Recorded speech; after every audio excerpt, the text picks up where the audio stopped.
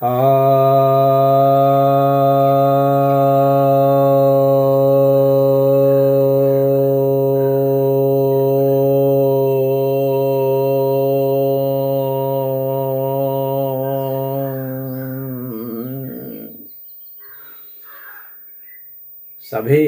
भक्तजनों को सप्रेम नमन।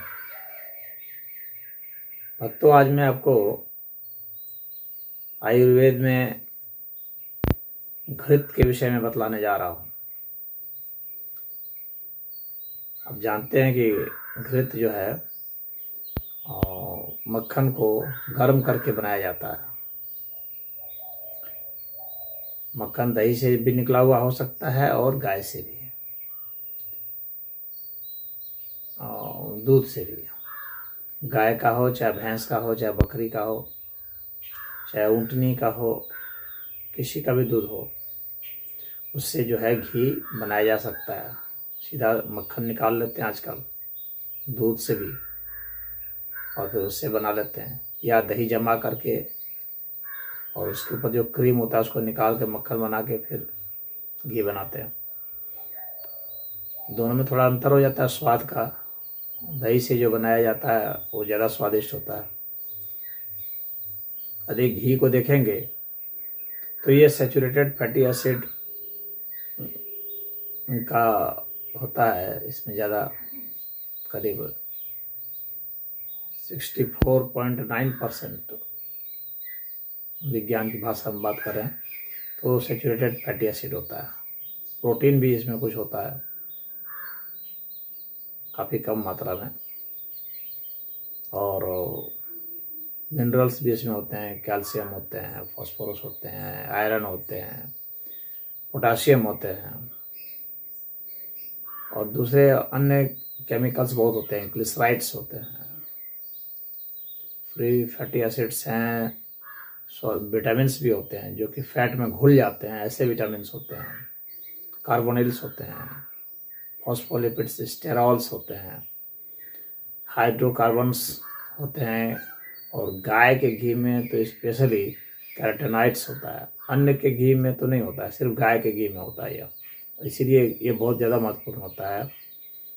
यह आपको रंगत देता है, चेहरे की कांति देता है, और हम लोग के इम्यून सिस्टम को मजबूत करता है, और आँखों के लिए बहुत हितकारी होता है। कैरोटीनॉइड्स जानते हैं, गाजर में भी कैरोटीनॉइड्स पाया जाता है। तो यह होता है जो कैजिन प्रोटीन होती है ना, वो इसमें चूँकि जल जाती है, तो जली हुई कैजिन प्रोटीन होता है इसमें।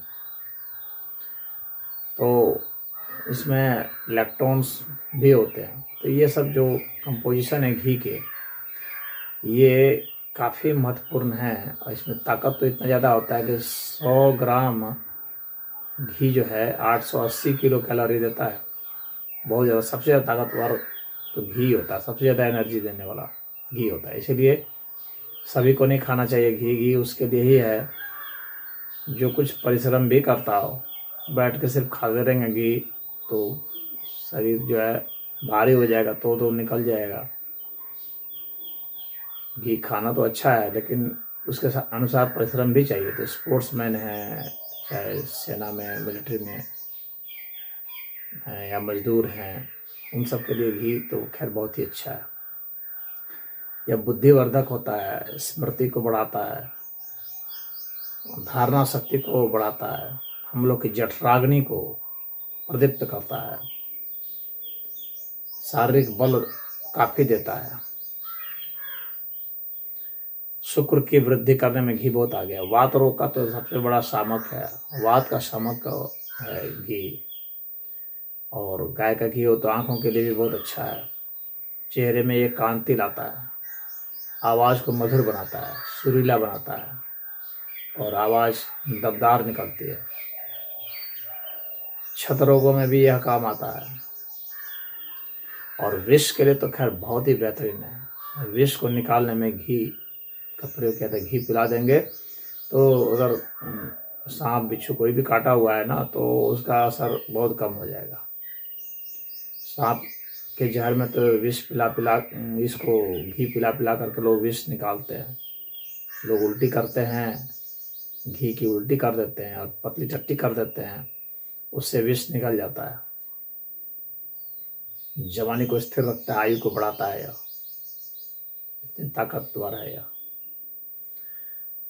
और रुचि को भी बढ़ाता है खाने पीने में, ये बहुत स्वादिष्ट करता है, भोजन को स्वादिष्ट करता है। जिस भी भोजन में आप घी डाल देंगे तो भोजन तो बहुत स्वादिष्ट हो जाएगा, तो उसमें यह बहुत काम आता है। बुखार का नाश करता है, विशेषकर पुराना घी यदि हो।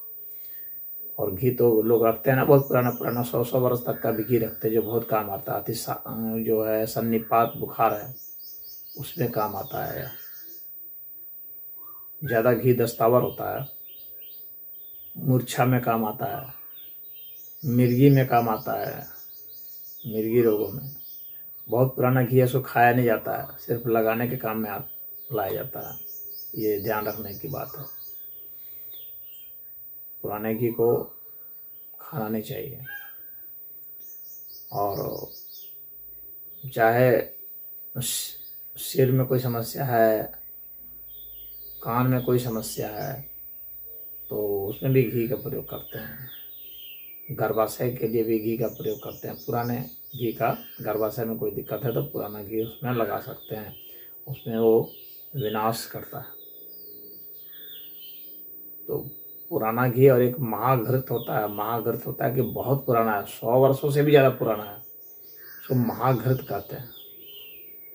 और वह और भी ज़्यादा अच्छा होता है। उसको यहाँ पर सिर के ऊपर में लगा लेते हैं तो बहुत लाभ करता है। सीने में मल देंगे तो सांस की बीमारी में, कफ को निकालने में बहुत ही काम आता है। पसलियों में जो दर्द होता है उसको निकालता है। घी दर्द को बहुत ज़्यादा निकालने में काम आता है, यह ध्यान रखना चाहिए। और घी में भी, गाय का घी तो आयुर्वेद में बहुत ज़्यादा उसका महत्व दिया गया है।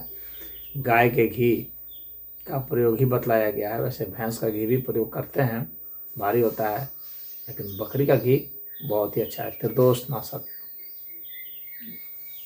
की कैटेगरी में आ जाता है बकरी का घी। वात, पित्त और कफ तीनों को निकालता है। वात और कफ को तो निकालता ही निकालता है। हालांकि पित्तवर्धक है यह थोड़ा, लेकिन बकरी का घी तो पित्त का भी शामक माना जाता है, परंतु मात्रा कम होनी चाहिए। ज़्यादा मात्रा में तो खैर पित्त कुछ पैदा कर ही देगा। और वीर्य को बहुत ज़्यादा ये बढ़ाता है। और कोढ़ है, उसमें काम करता है। चाहे वायु का गोला बनता है, उसमें काम करता है। सूजन है, उसमें काम करता है। कृमि है पेट में, उसमें यह बहुत लाभकारी है। शरीर से कृमि को यह निकाल देता है। ऐसे गर्मियों के दिन में घी खाते हैं क्योंकि इसकी तासीर जो है घी की, तो वो शीतल ही मानी जाती है, इसलिए गर्मियों में आप घी खा सकते हैं। घी से नस भी लिया जाता है, नाक में डाला जाता है। नाक में अगर 2-2 बूंद डालेंगे तो प्रतिश्याय वगैरह है वो ख़त्म हो जाएगा। जुकाम वगैरह है इसको ख़त्म कर देता है। और यहाँ साइनस की बीमारी जो है उसको भी ख़त्म कर देता है। बाल को बढ़ाने काम में आता है। मेधा शक्ति को बढ़ाता है, स्मरण शक्ति को बढ़ाता है, आँखों की ज्योति को बढ़ाता है। जिनके पास घी है उन्हें इसका प्रयोग करना चाहिए। तो घी के तो बहुत पेट के भी अन्य जो रोग है ना वो हो जाते हैं, लेकिन अधिक घी खाएंगे तो पीलिया भी हो जाएगा। बहुत लोगों को हो जाता है, पीलिया भी हो जाता है। खाते हैं और काम नहीं करते हैं तो पीलिया हो जाएगा, ठीक से पचेगा नहीं। तो इसलिए यह भी ध्यान रखना है कि हर एक के साथ शर्तें होती हैं, खाली उसका पौष्टिक गुण देखना नहीं जरूरी है। आप उसके अनुसार काम कर रहे हैं कि नहीं, वर्क बहुत महत्वपूर्ण है। काम अगर नहीं करेंगे और खाली घी खाएंगे तो दिक्कत हो जाएगी। घी तो हरियाणा पंजाब तरफ के लोग बहुत खाते हैं, रोटी में, सब्जी में, दाल में, हर चीज़ में घी डाल देते हैं। तो देखिए उनके शरीर का विकास कितना अच्छा होता है, कितने मजबूत होते हैं, हट्टे कट्टे होते हैं। तो घी का असर तो वहाँ दिखता है, क्योंकि वहाँ के संस्कार में ही है घी खाना। तो घी जहाँ खाया जाता है वहाँ तो उसका असर दिखेगा ही। विष का तो बहुत अच्छा निदान करता है यह। इनको उन्माद की समस्या हो जाती है, दिमाग चकराता है, भ्रम में हो जाता है, तो उसमें भी बहुत ही लाभकारी है यह। तो इन गुणों के कारण ही घी पुराने ज़माने से ही इसकी बहुत महत्ता, इसका गुणगान किया गया है।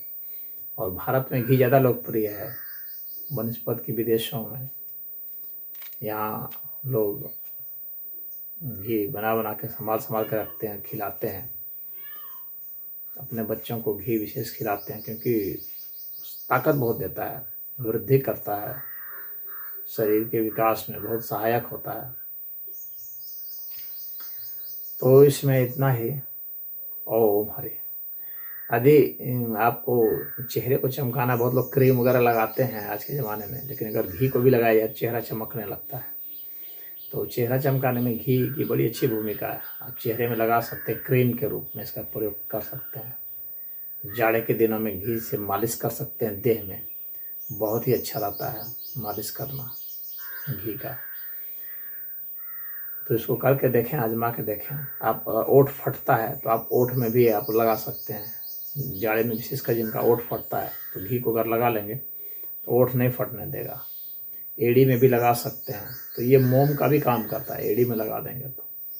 और अब व्यंजन के विषय में क्या कहना, आप जानते ही हैं कि घी कितनी ज़्यादा व्यंजनों में प्रयोग होता है, मिठाइयों में प्रयोग होता है। घी से आटे को गूँथ करके बहुत सारे व्यंजन महिलाएं बनाती हैं। हर व्यंजन में घी का कुछ न कुछ थोड़ा बहुत उपयोग हो ही जाता है अच्छे अच्छे व्यंजनों में। तो घी हमारे जीवन में रचा बसा है और हम लोगों को इसका उपयोग करना चाहिए। और विशेषकर गाय का घी तो और भी लाभकारी है। ओम।